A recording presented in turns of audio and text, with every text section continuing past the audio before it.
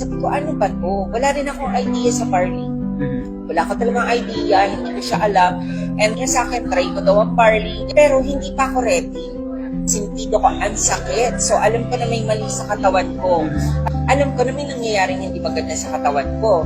Nung lumabas yung result ko, I got diagnosed as a hypertensive stage 2. I was diagnosed as a pre-diabetic borderline para maging diabetes. Tapos mataas din yung cholesterol ko. I'm very prone sa heart attack. Ganito ang gawin mo, 2 sachet everyday, isa sa umaga paggising mo, empty stomach, isa bago ka matulog, tapos 4 na capsule.